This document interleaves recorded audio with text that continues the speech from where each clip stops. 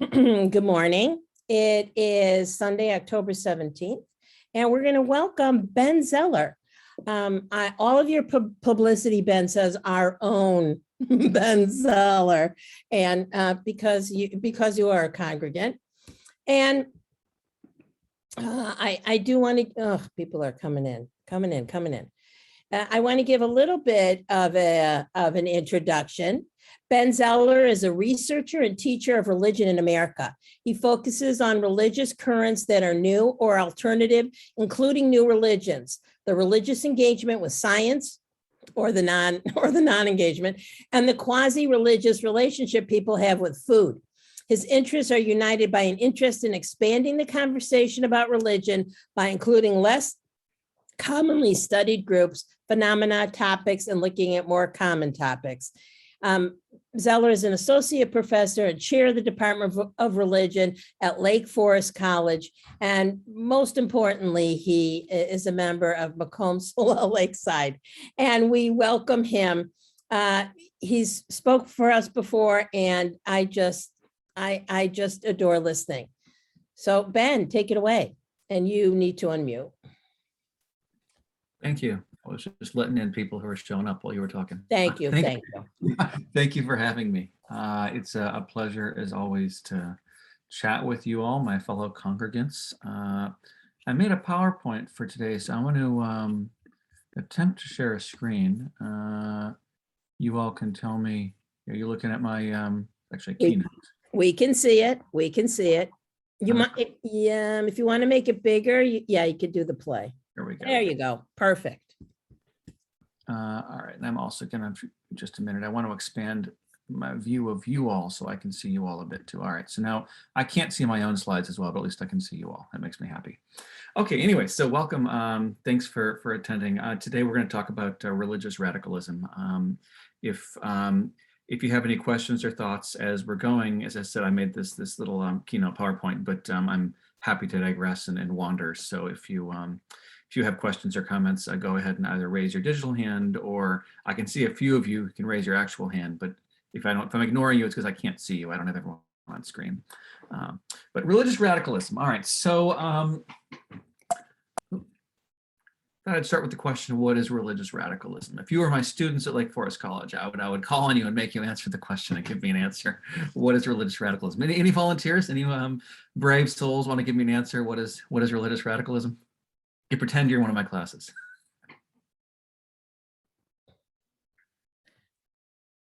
I always hate for there to be, no one answering the question. So okay. For me, religious radicalism is those fringe groups in any and every religion who are so radical and ramp up whatever is happening when the majority of their co-religionists for the most part, don't agree with them. Had I a board, I would be writing down fringe ramped up. Exactly. Yeah. Often religious radicalism is associated with violence too, with religious violence, not exclusively. Fundamentalism. We could do sort of a Venn diagram and sort of throw up all these ideas, and we'd find sort of at the center is this thing we're calling radicalism. Yeah, I think that's definitely a good start. So sort of they're two things that they're fringe, so they're not mainstream. On the other hand, they're ramping up what is often at the mainstream. They're ramping up, and this is proof of religious radicals in any tradition, what might be at the center of what many of us would consider a very moderate or mainstream religious group. So of course we could think about Jewish radicals as basically sharing 7/10 of what maybe everyone in this room shares, but then 3/10 a different direction. And while radicalism tends to have a negative perception today, historically, sometimes what's considered radical has changed. So to use an example, Reverend Dr. Martin Luther King was often accused of being a religious radical. Today, I think most of his ideas, many of us would say were not.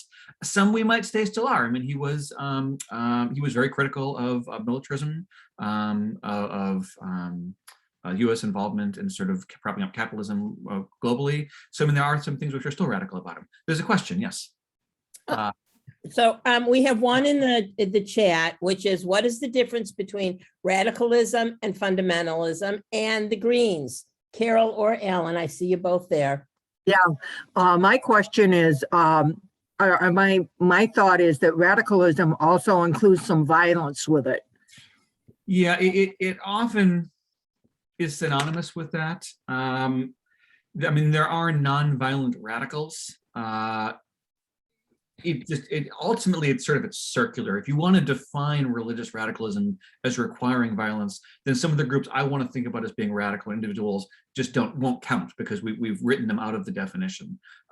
So, for example, some of the like the Catholic priests and nuns who were involved in the sit-ins, getting themselves arrested because they were chaining themselves to military installations and things like that. I would call that radical. It's nonviolent. So we can define religious radicalism as requiring violence, in which case we're going to have this other set of things which sort of look radical, but aren't violent. And again, it is ultimately circular. I mean, you can define it however you want to. I'm trying to give sort of a broad definition.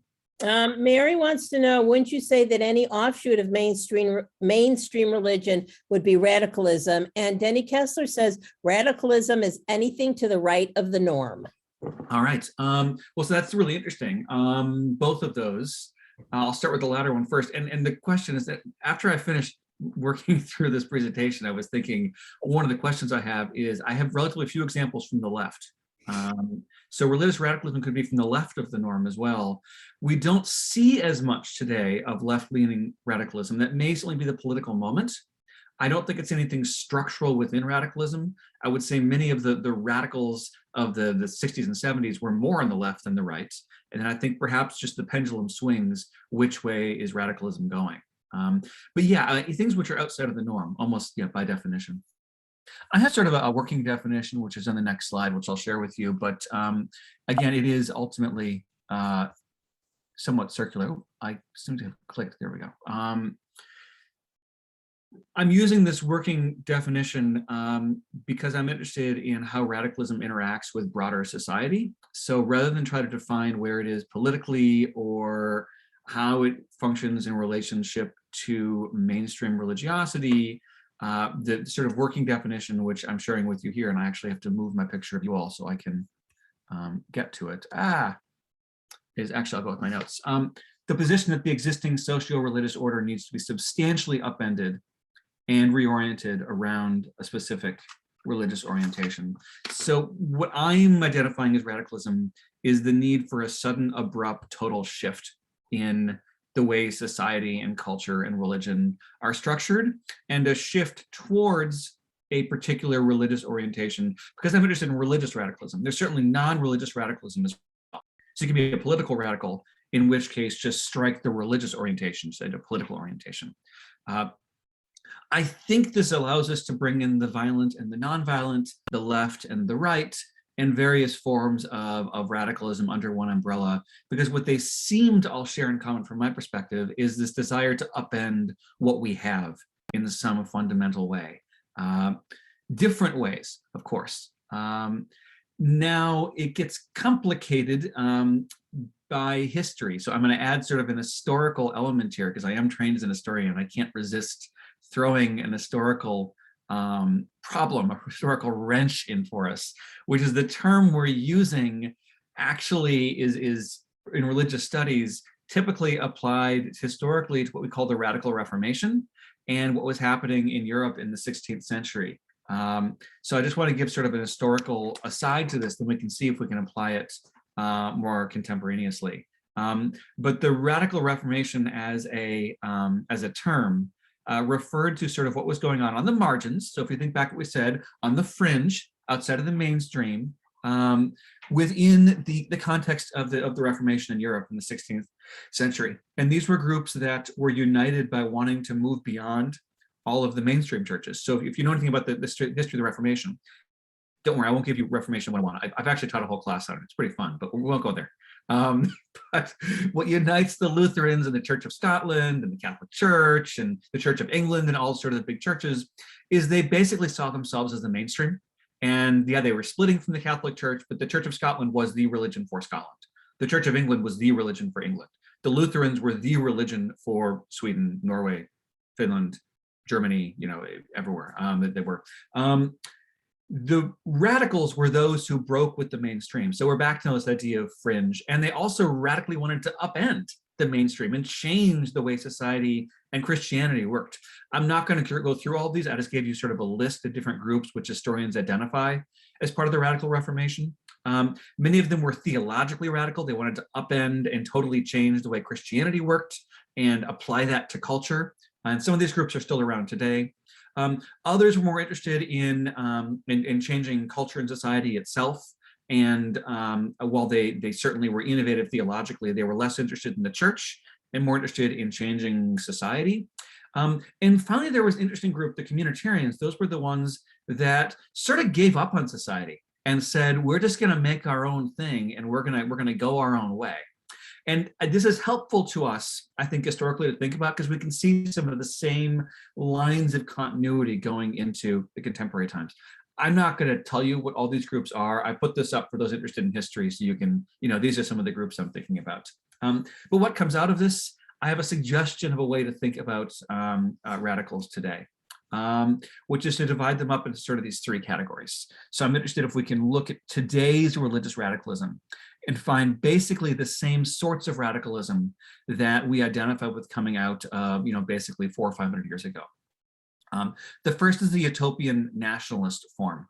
And this is, I think, what most of us mean when we talk about religious radicals. These are people who basically have a vision for how to transform society and the nation state where they are and try to make it into something as close to perfect as you can get, or at least much, much better than how it is now, which requires not subtle gradual change, but an abrupt shift. So an abrupt shift to make our society basically as perfect as you can make it. From their perspective, these will radically differ. If you ask a member of the Ku Klux Klan what the perfect society looks like, you're going to get a very different answer than if you ask a member of the Nation of Islam, to give some historical examples. Now, both those groups are still around today, but they're just outside of the levers of power.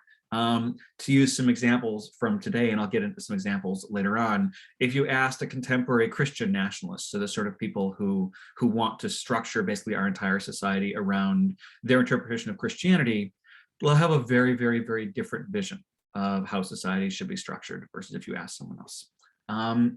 The sectarians are still around. Those are the people who separate.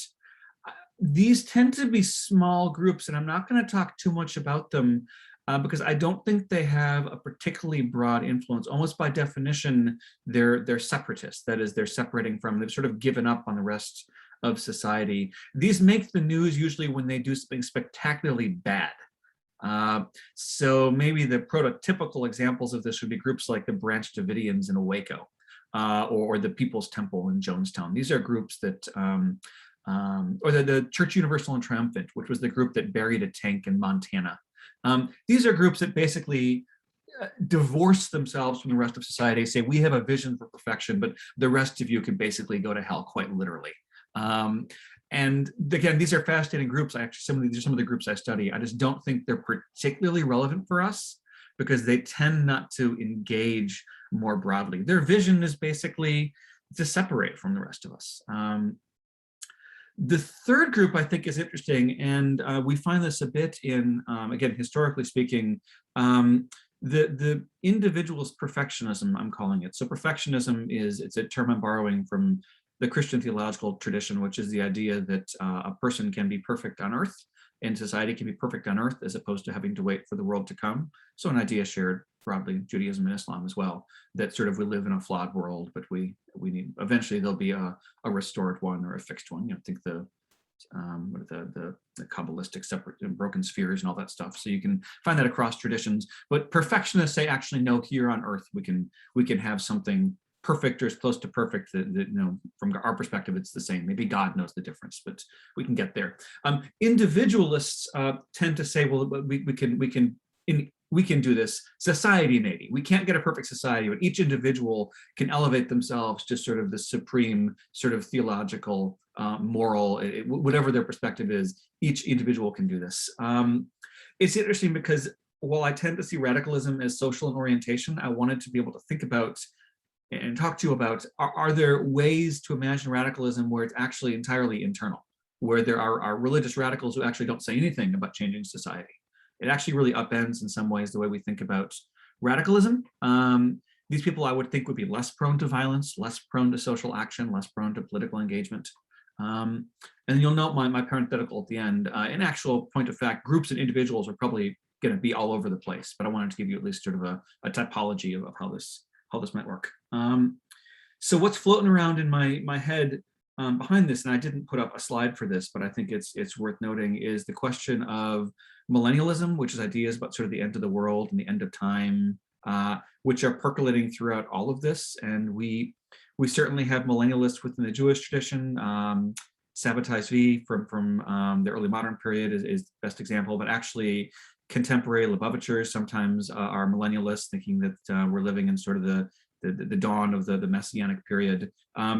Christianity, of course, has tons of this, and particularly we find it in Islam too, among Shiite Islam, so that the folks in Iran. But again, this millennialism cuts across the Western traditions. If you're interested in Asian traditions, you can find it in Hinduism and Buddhism too. I'm not going to get into that. But this idea of sort of, do we live in the end of times? Is there something radical about to happen to upend everything? That current runs throughout everything. And it's I can see it sort of poking up here and there, and there's different ways to think about it. But the commonality, which I find when I look at a contemporary American religious radicalism, is while there is a lot of millennialism present, I think that actually the most important strand today is conspiracism. The idea that there is a broad conspiracy and conspiratorial actors.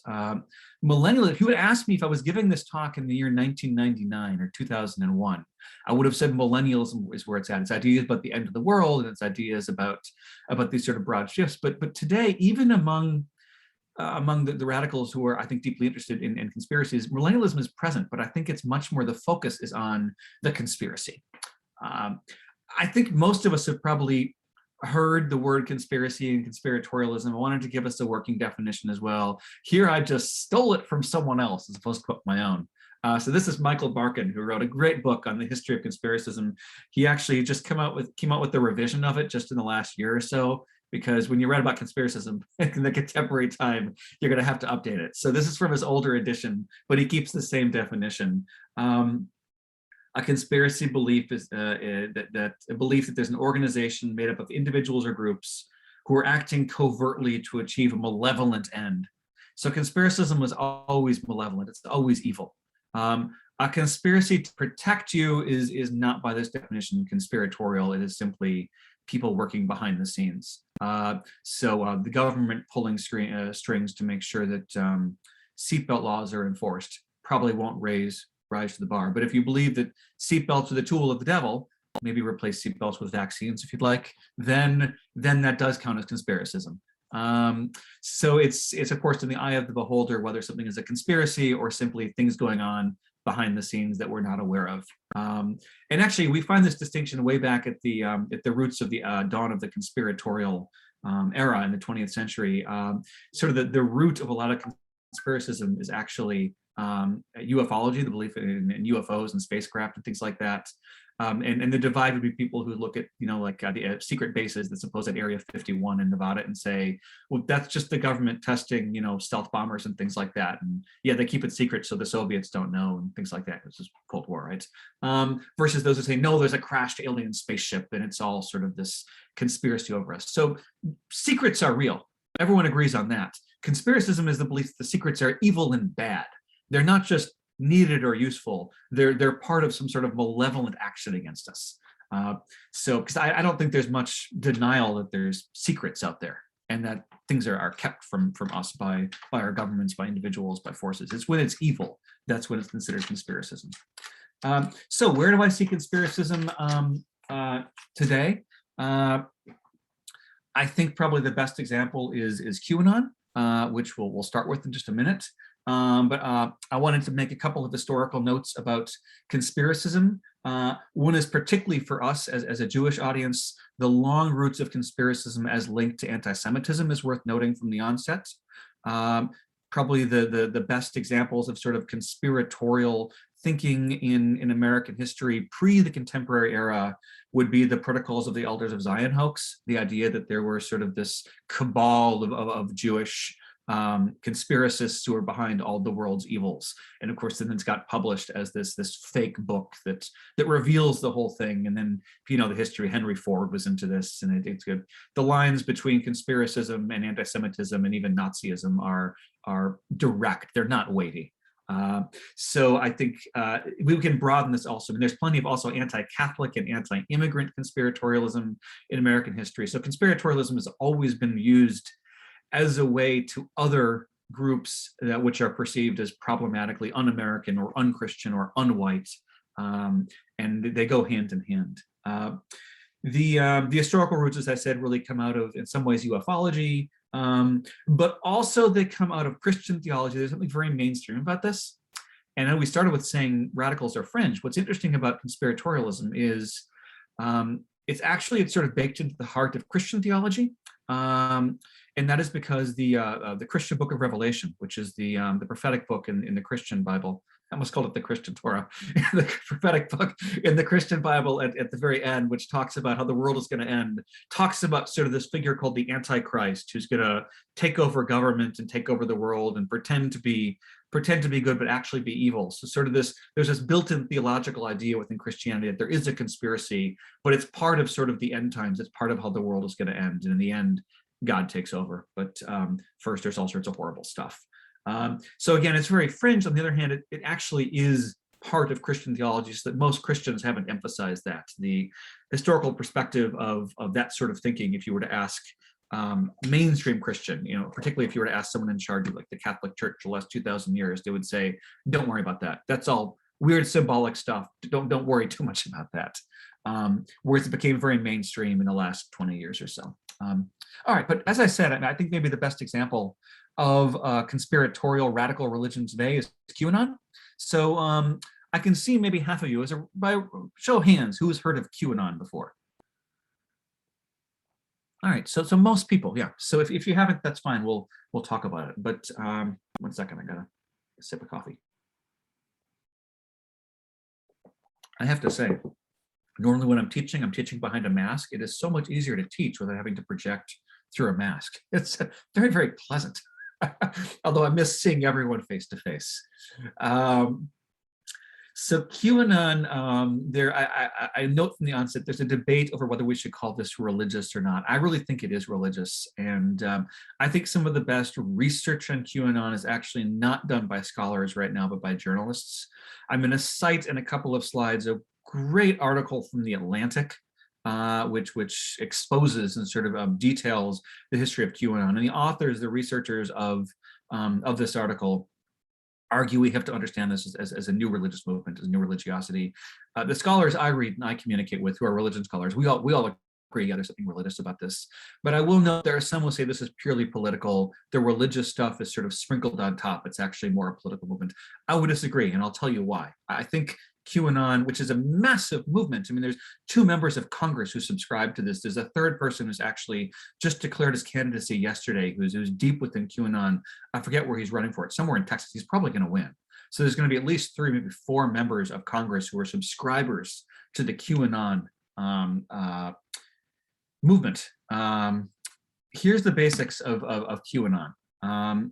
QAnon is a belief that there is a conspiracy of Satan-worshiping liberal elites who are destroying the world and who are running the world. Again, the line between anti-Semitism and QAnon is, I think, relatively direct. And in fact, the people they're blaming for this, that QAnon and they hold up, they often, some of the first ones they list are Jews. Not Hillary Clinton, we can't claim her, but George Soros, for example, the famous the Rothschilds. Just say Rothschild and you get the idea. the belief that there are these evil people running the world, and that they literally worship the devil, they worship Satan, and they're engaged in child molestation, and they're engaged in human trafficking, but that their tendrils extend through government, through politics, through banking especially. Again, banking is almost always a keyword for insert Jews. Through entertainment, through Hollywood, again, it's the same thing, blame the Jews. What's interesting here is there is a pretty intentional infusion of evangelical Christianity into this. This isn't metaphoric when they say Satan worshiping. They mean literally that they believe the people who are doing this are worshiping Satan, as in they're going into the basement and putting on cloaks and sacrificing babies with blood rituals to try to invoke Lucifer, the Lord of Evil. So this is, I think, explicitly religious. Again, for those who say this isn't religious, I would point out that QAnon adherents quite literally believe this is devil worship. Alongside this, there's the idea that these forces are so instigated and implicated within American culture. They're basically running the scene, what's called the deep state. There is a messianic figure, of course, and that's Donald Trump. That Donald Trump will lead the revolt against this. QAnon is currently sort of in the midst of almost fracturing over this. Most QAnon adherents believe Trump will return, and that just as, again, this is coming out of Christianity, just as Christ was killed on the cross and was put in the, was buried for three days, Trump too will return. In fact, some of the same language is used. Trump will rise again. It's the same language, that Trump will return. And there were all these dates that were set. He was going to come back in February. He was going to come back in March. He was going to come back in June. Most new religions which set dates just keep setting them over and over and over again, and it sort of, they keep going, but the date setting stops. I think we've stopped the date setting, but they still think Trump will come back, and that Trump will lead sort of what's called the storm. And the storm is part of what's called the plan. So you see all this capitalized stuff here. Again, this is why it looks very religious to me. The plan is an idea set down from on high, that God will win and Satan will lose, and that these evil forces will be destroyed. There's almost a pornographic bloodlust involved in this, the idea that the leaders of this cabal will be dragged into the street and they'll be raped and murdered and hung, and their bodies will be desecrated. And if you read sort of QAnon stuff, there's a glorying in sort of the way in which the conspiracists are going to suffer, and they'll be removed from power and they'll be replaced with the righteous Christian remnant. Again, it's not phrased as Christianity. It's phrased as sort of the God-loving people, but basically it basically comes out of Christianity. There's not a lot of place for Jews, or certainly not Muslims, within this.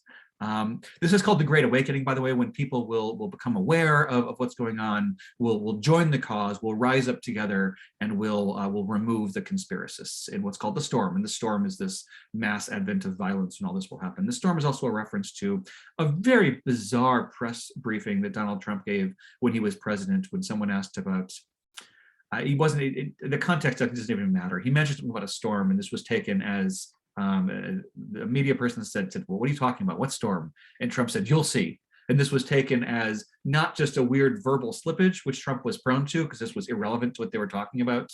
Maybe a hurricane, who knows what he was talking about. But this was taken as a symbol that Trump was in on it, that the storm was coming. Again, I mean, the links to sort of like stormtroopers and sort of Nazism and all this stuff is pretty straight. I'm not saying all adherents of QAnon are card-carrying anti-Semitic racists, but many of them are. Before we laugh and say, well, this is very strange and this is very odd, but it doesn't affect me, there are QAnon adherents here in Highland Park, where I live, and in Lake Forest, where I teach. I mean, this is all over the place. There are members of Congress. There are tens of thousands of people who subscribe to this. I'm not going into all the details here. There's an entire prehistory of this involving Pizzagate and sort of the development of conspiratorial thinking in the last few decades, but there's reasons all this arose as it did. I will give you the assessment of I think she pronounced her name LaFrance. This is one of the editors of The Atlantic and the author of this piece. QAnon isn't a far-right conspiracy the way it's often described. Q appeals to people with the greatest attraction to conspiracy thinking of any kind. So that's what we've been saying. And that appeal crosses ideological lines. So this is not just politics. It's not just, I mean, it's deeply political, but it's not just politics. It may be propelled by paranoia and populism, but is also propelled by religious faith. The language of evangelical Christianity has come to define the Q movement. QAnon marries an appetite for the conspiratorial with a positive belief about radically different and better future, one that is preordained. This is what I mean by radicalism. This is also millennialism as well. The idea that they live at sort of the cusp of, we live at the cusp of Bowie, history. get down. Bowie, come on, get down. Sorry, That's okay. I got that person. We do have a question in the chat. Do you think the genius of QAnon is their shadowy ideology and leadership, so adherents can assume correctness of whatever conspiracy that they like, but still be part of a knowing group, even though members may have contradictory ideas? That's from Neil. Yeah, no, I think I would agree. So conspiracism, when it's done properly and well and right from an analytic perspective, I'm not promoting it, is irrefutable because any evidence to the contrary of the conspiracy is simply evidence of the conspiracy. So anything which refutes the conspiratorial thinking is simply evidence that someone is working against you and has manufactured evidence against it. So you can never sort of violate the logic of conspiratorialism. It's internally self-stealing. The genius of QAnon, as you're pointing to, is the ability to sort of pull in every other conspiracy, where you can believe almost anything and you can fit it all under the Q umbrella. And you have sort of a movement. And I think part of what makes this work is it's a church, basically. It's a church of QAnon. There's a social movement. You can feel like you're part of something, that you're part of something big, that you're on the right side of history, that you're marching under the flag of truth and justice and rightness in the American way, and that those who oppose you are evil, Satan-worshiping pedophiles.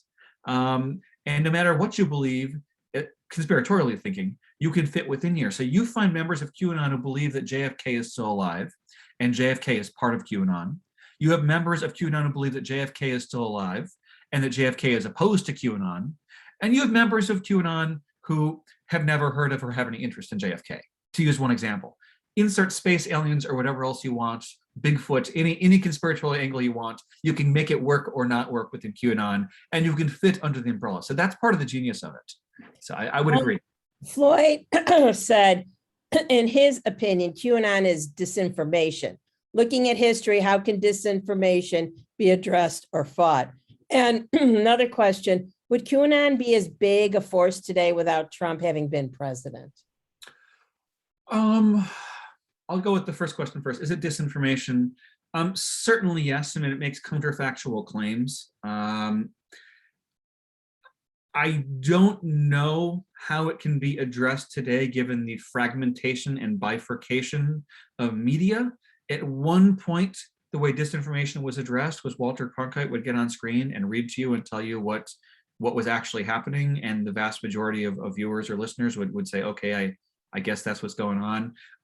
Today, if you tune into InfoWars, which is effectively one of the mouthpieces of sort of the right, you will hear one thing, and if you tune into MSNBC, you're going to hear something else. And those are just ones that that you and I have happened to heard of. There are thousands, tens of thousands of information sources online, including someone's crazy uncle living in a bunker who tweets. I mean, so all of those are, and you retweet those, and the crazy uncle in the bunker becomes pretty famous, and crazy uncle in the bunker all of a sudden has 10,000 followers. And I don't know how one addresses that, because when things are repeated often enough, we actually know this from social psychology of teaching. So I'm not a social psychologist, but I've read enough in pedagogy that if you repeat something often enough, people begin to believe it, whether it's true or not. So when it's retweeted 10,000 times, it doesn't matter if it's false. It becomes known as truth to those who are reading and viewing it. There was a second question as well. The first was about disinformation. The second was about Trump. Would QAnon have so many followers if there was no Trump? Or if he hadn't become president? I don't know. Maybe, probably. The roots of QAnon predate Trump. The roots of QAnon, although the actual supposed person named Q, if there's one individual who's sort of leading this and putting these information dumps online, does not. I mean, that's part of Trumpism. Trump actually is central to it in terms of birtherism and sort of the conspiracy theories about that President Obama was not born in the US and therefore was not eligible to be president. So yeah, I think we would have had QAnon even without Trump's presidency. We maybe even would have had QAnon without Donald Trump himself.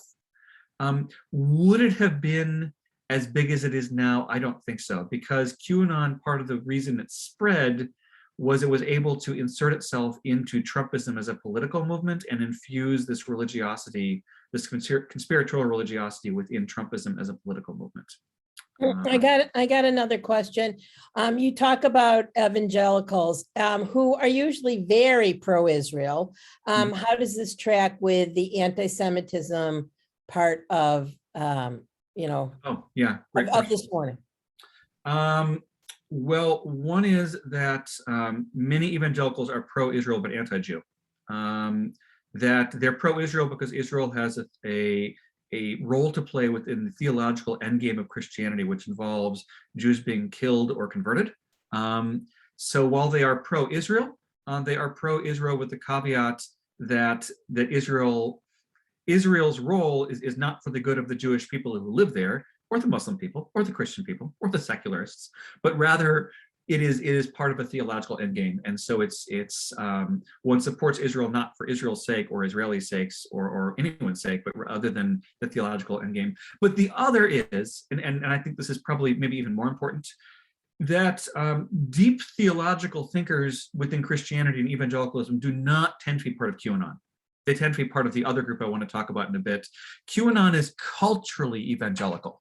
The individuals who belong to QAnon tend to come out of sort of evangelical churches, but they don't tend to be the people who are sort of deep into the theology of rectifying Christian thinking with sort of the contemporary world.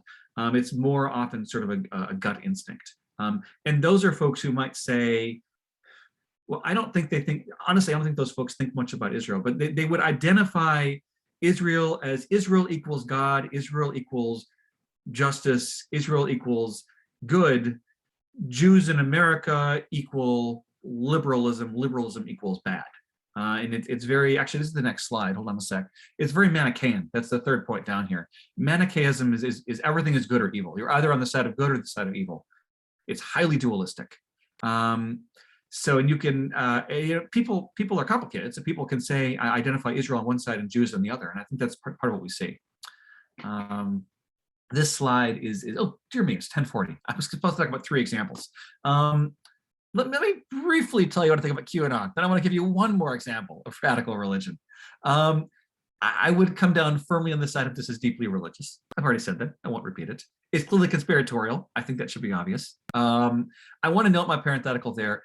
It's non-rational. That's what makes part of what makes this work. I don't think it's irrational, although I personally think it is. But what it is it's emotional, it's cultural, it's irrefutable because, again, any evidence against it is seen as simply evidence of the conspiracy itself. This is famously, I once had a conversation with actually a very preeminent historian who was a denier of the moon landings. And I kept giving him sort of evidence of what I thought was pretty clear evidence that we had been to the moon. Every time I gave him a piece of evidence, he said, well, that's just evidence of how good NASA is at faking it. You know, and I said, but if you have a telescope and you can look up and you can actually see the flags there, he said, well, I forget what he said, but it was evidence of how good NASA is that they could fake it, right? So it's conspiratorial, it's religious, it's Manichaean. Everything is good or evil. You can line things up. This is a really nice way to live your life, by the way. You don't have to worry about shades of gray. Everything's good or evil. I'm good and they're evil. Everything they stand for evil. Everything I stand for is good. I don't deny the appeal. It's deeply appealing. I would love to live in a world like that. But it is it's deeply unsettling to live in a world where people I agree with may not be necessarily people I like, or I might not agree with all of them, or I might think they're crummy people. It is millennialist. This is sort of the end of the world in orientation. And within my typology, I put this under sort of this utopian nationalist. Again, mindful of the time, let me give you just, let me give you one more example. I'm actually going to skip over the second example I was going to give. I was going to talk about New Age conspiratorialism. So this is quite like QAnon, except it's more on the liberal end. It's more on the individualistic end. It has less to do with society and more having to do with sort of the individual achieving perfection. I will just briefly note, this is the sort of stuff I'm talking about without having time to go into it. But these are folks who often think about sort of the conspiracies of, that we often think about with conspiracies, UFOs and things like that. Chemtrails, the idea that when planes are flying, they're dumping these chemicals behind them. The little, the contrails we see with which most of us would say is just, like, I think it's, I don't actually know what it is. I think it's just water vapor, but whatever it is, they would say it's actually, they're spraying chemicals to affect all of our minds and things. So there's all sorts of stuff we could talk about here. It's not social, which is, I think, what makes it interesting. It's much more individual. It's got very little interest in sort of changing the world, which is why I put it in that second category. But I want to talk about sort of the other end of QAnon instead, which is Christian nationalism, because this is also on the right. In some ways, it's a mirror of QAnon without the conspiratorialism, but I think it's equally radical and equally interesting. And what I mean by Christian nationalism is the idea that America is Christian, that America has a Christian mission, that Christian theology and Christian norms of practice and morality should define American law and culture. And when I said earlier, I don't think that your average QAnon believer is theologically sophisticated, this is the other end of that. The people who tend to believe in this, in many cases, are coming from very theologically sophisticated Christian traditions, where sometimes these are people who do read Hebrew and Greek and Latin, and they have deeply thought and are trying to be consistent. Often they don't buy into all of the conspiratorial paranoia, but for various reasons, they deeply believe that America done right is America done Christian.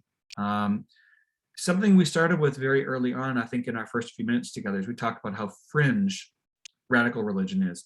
On the one hand, this is fringe because taken to its extreme, proponents of Christian nationalism, some of them explicitly say, let's repeal the First Amendment. Separation of church and state is a problem. We have to remove that. And I think most Americans would say that that's a fringe radical idea. On the other hand, it is not so fringe. Many American Christians in particular would say we do want school prayer. We do want to ban abortion. We do want to have Christian prayer at football games in high schools and things like that. Things that clearly are problematic from a separation of church and state angle, yet nevertheless are broadly prevalent beliefs within particular subsets of Christianity. So yeah, I think in its extreme, Christian nationalism is fringe. It's also broadly representative in a particular way, which I think is quite interesting in terms of thinking about it as radical. Christian nationalism, as I understand it, is basically coming out of the neo-evangelical movement. And I've been saying evangelicals, whenever I say evangelicals, what I actually mean are neo-evangelicals, which is 20th and 21st century evangelicals. There was an entire 19th century version of evangelicalism, which was oriented around ending slavery and temperance and all sorts of stuff like that, which is not what I mean here. But like most scholars, I just dropped the neo because that's what we're talking about are the people around today. Within the cultural and theological world of contemporary evangelicalism, there is the idea that even though these people constitute nearly a majority of Americans, not anymore. I mean, actually, the statistics now on self-defined evangelicals has dropped down to around 30-something%. But there's the idea that they are a besieged minority and that they've lost the country. The country was once theirs and they want it back. And here's where, again, I see this as a religious movement, but the political movement is part of it too. So this is part of the Make America Great Again. The idea that this was once ours, this was once a Christian nation, and we're going to make it Christian again. If you pay attention to Texas politics, there's the whole issue of what's taught in the textbooks in high schools. And Christian nationalism, although again, sort of fringe and radical by my definition, is very mainstream there, where actually one of the laws is that the textbooks have to actually explain that the American Revolution was fought under Christian principles and that the founding fathers were Christian. Thomas Jefferson famously cut up the Bible to remove all the references to Jesus performing miracles. He was Christian, but he was Christian in a very particular way. And that is part of what's being sort of washed over in this. The idea of rewriting American history is basically centering Christian theology and the Christian narrative, and that what America is basically a Christian nation, and it needs to be a Christian nation, and that it has been a Christian nation. This was taken away from Americans, and this is where it gets a little conspiratorial by sort of these secularists, and that these secularists starting in the 20th century were able to sort of strip Christianity out of the center where it belongs. And the particular details here get pretty problematic pretty quickly, because the secularists are also aligned with forces who are working for women's rights and civil rights, and working against anti-Semitism and inclusion of immigrants and Catholics and all sorts of other folks. Very, very quickly, what comes to be defined as Christian looks very white, looks very Protestant, looks very male, and looks particularly like a school of thought called dominionist theology. Dominionist theology comes out of a couple branches of Christianity, particularly Southern Baptists, but there's others as well, who argue that the role of Christianity is to have dominion over the earth and dominion over earth's governments. Basically, should be running the affairs of things.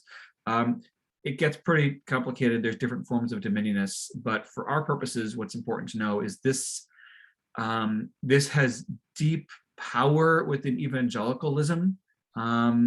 Ted Cruz's father is one of the leaders of sort of dominionist thinking. Cruz is always very careful never to cite dominionism, because it's seen as somewhat radical.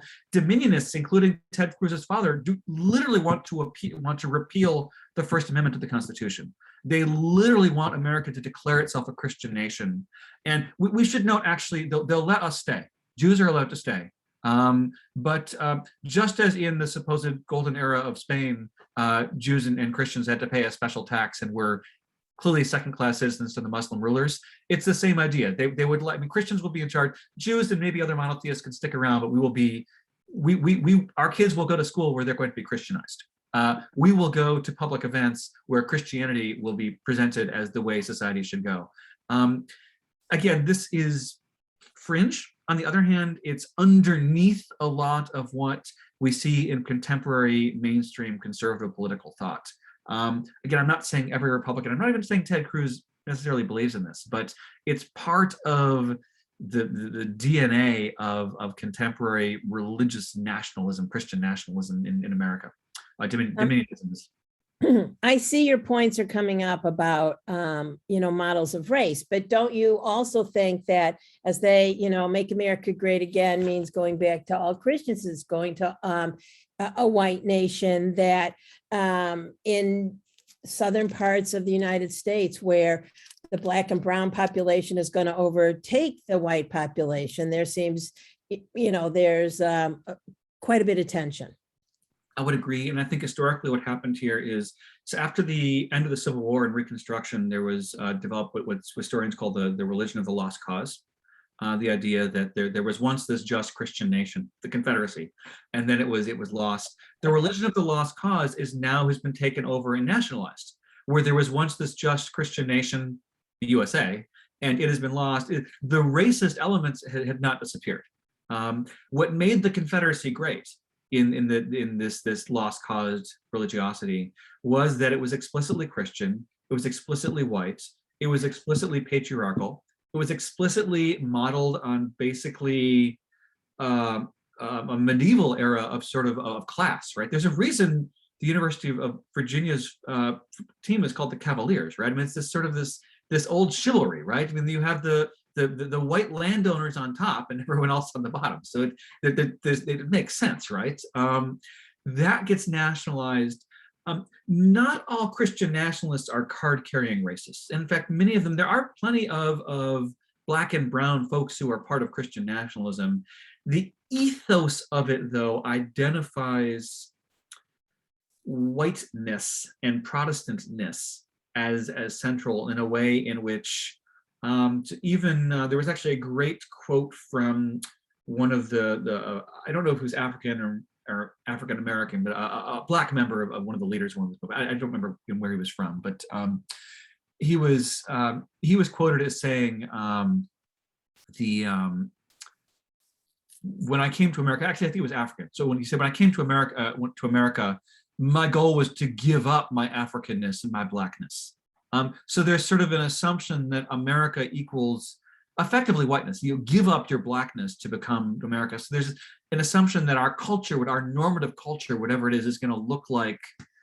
Well, I mean, in the Confederacy, it was a plantation owner. Now I think it's basically a Midwest American farmer. Look what's held up as sort of like, what is Americana? What is America supposed to look like? What is real America? What is true America? It's a small town church somewhere in Oklahoma somewhere. You know, it's funny if you ask me what is my vision of what America should look like. You know, I want to say look at Brooklyn. I mean, look at urban America, where actually most people live, and that is not. If you ask me demographically, that's what we look like, but that is not the image here of what America should look like.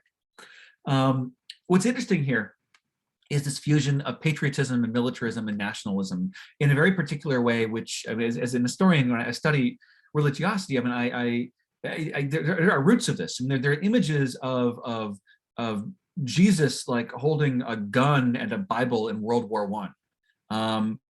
So you can find sort of the historical roots of this. It looks very strange within the Christian tradition, but it makes total sense. The idea of if you fuse Christianity in a particular vision of that into American religiosity and culture and patriotism and militarism, then of course you have to have sort of like the gun-toting Jesus. But if you do a Google image search for like Jesus with an AK-47, you can find all sorts of images of Jesus as Sylvester Stallone, basically, running into combat. And you find these images of crosses and guns and things like that. In fact, there's some lovely images I found of people's tattoos, often like biker tattoos of a cross at one angle and an AK-47 at the other, or other weapons. The idea that sort of to be a proper American is to be Christian, but is also to support the military and to be militaristic and to wrap it under an American flag. The quotes I have here at the bottom of the screen, and I see we're almost out of time. Seth Dowlin's a friend of mine. We actually went to grad school together, but he had this great review of Sophie Bjork James's book about Christian nationalism in the family, where and I mean the book itself is worth reading. So I gave you Bjork James's work there to cite. But Dowlin's review, I think, is he condenses everything she says down to a sentence.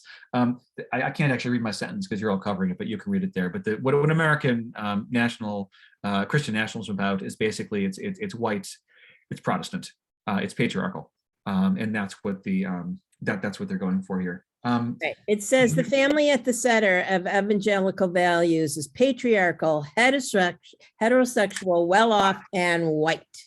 Thank you.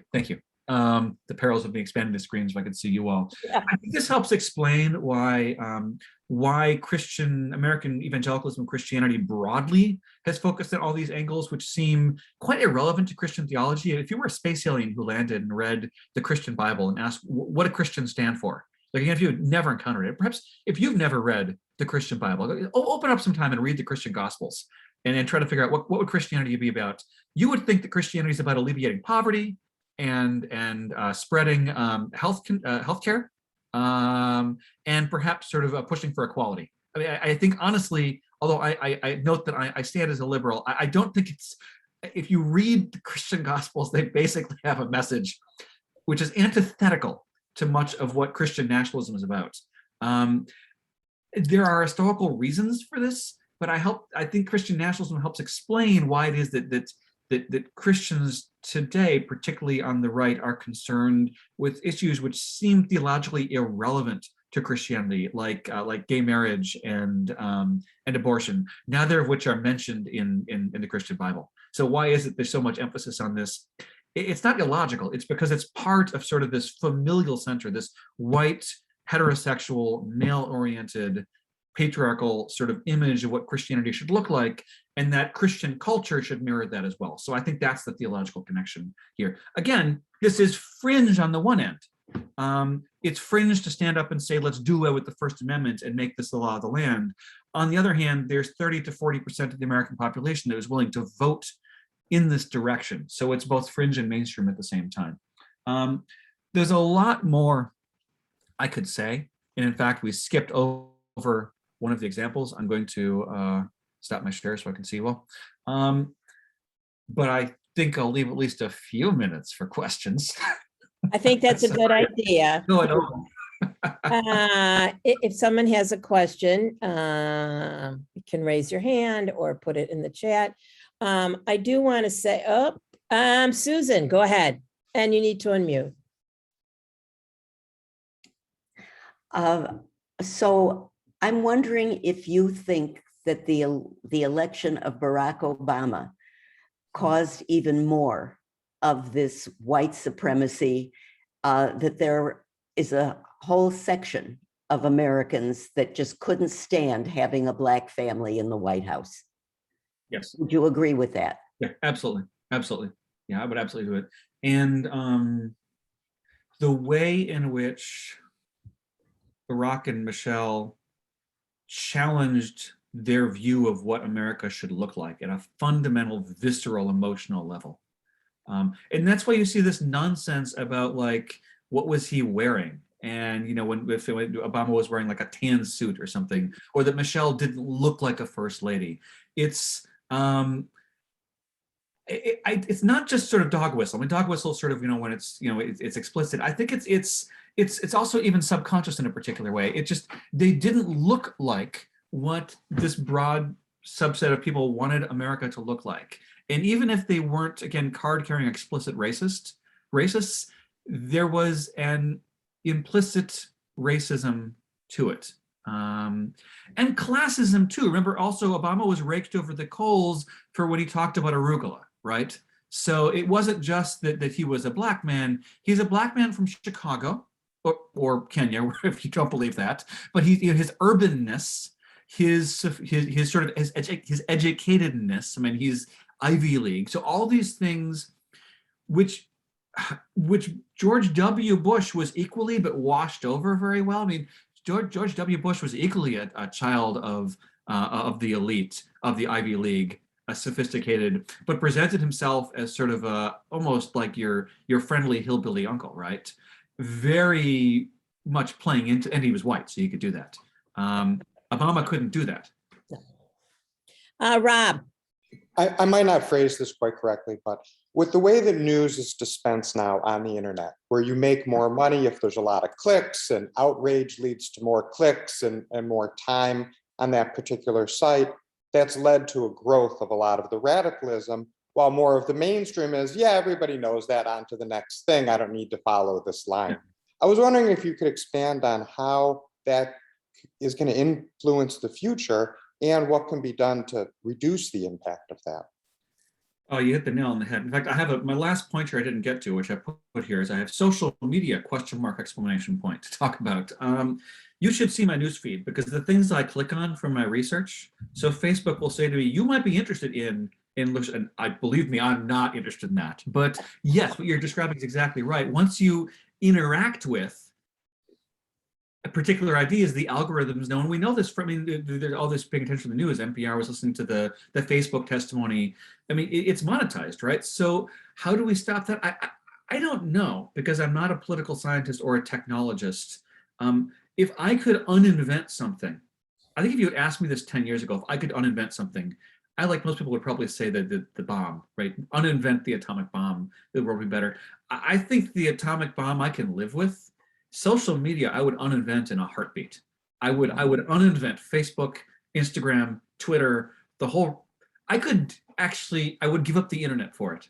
I sort of like seeing you all on Zoom. We could make it work. I sort of like the convenience of Amazon, but I don't know, without radically changing the way the internet works and social media works, how you fix this problem, because the internet was designed to prevent the sort of self-censoring or limitations that would be required to solve this problem. It was designed to withstand atomic attack, so that the data could flow around different nodes. So even if Comcast decided that I'm not allowed, they're my provider, right? That I'm not allowed to view something, I can pop up a VPN and I can do it from somewhere else, and someone can sell me a smartphone which will allow me to access to it whatever I want to. So I don't know how you technologically stop people from consuming misinformation and radicalizing information on a technological level. I also don't know on a social level, because the track record is not good. Sorry, that's depressing. Yeah, it's a little depressing. But to continue our the topics of, well, yours was religious radicalism. Next week is Jim Kenney, identity politics, wokeness, and critical race theory. So you're not going to want to miss that. Oh, we have one more question here. How much of the US population is part of these radical groups? And what does that tell us about the future of the United States? Formal members of people who identify with any of these radical groups, I mean, Christian nationalists who actually do want to, repeal the First Amendment and declare us a Christian nation, members of QAnon, people who are, I didn't mention the New Age groups, but the people who think that they're basically space aliens, or that, the lizards are running the country, things like that. Tiny, a couple of percentage. People who are willing to listen to it, willing to vote for it, willing to say, well, I think they're a little crazy, but I like a lot of their ideas. Over a third. I get maybe a quarter. I don't know. I mean, it's sadly a large number of people are willing to take seriously some of these claims, or to say, well, Christian nationalism is a good example. There are plenty of people who are willing to say, well, I don't think we should get rid of the First Amendment, but we should have Christian prayer in school. You can't have them both. But there are plenty of people who are willing to say, I want them both. So if we include that under sort of radicalism, again, I'm not sure that counts as radical. I think that counts as a minoritarian opinion, but a pretty broad one. Ben, we just can't thank you enough. Every time I hear you, I'm like, I should go audit his class. I should go back to school. There's so much more to learn. And as in any good speaker, we know that you'll have to come back to finish everything. You've given us so much to think about. Again, next week is Jim Kenney. This week, the clergy classes start back up. Our first movie class is going to be at 9, Watch Cabaret. If you need the links, they were in today's Macomb at Home. If something is unclear, just email me. And it's great seeing everyone. And again, Ben, thanks so much. Oh, I forgot to tell everyone that Ben is the co-chair of Adult Enrichment. I don't know why that's not on your website. Right. I don't even know how to update my websites. Okay, right. Thank you. Thank you, everyone. Thank Bye-bye. you. Thank you. Thanks for coming. Trying to turn my thing off. Thanks. Bye-bye.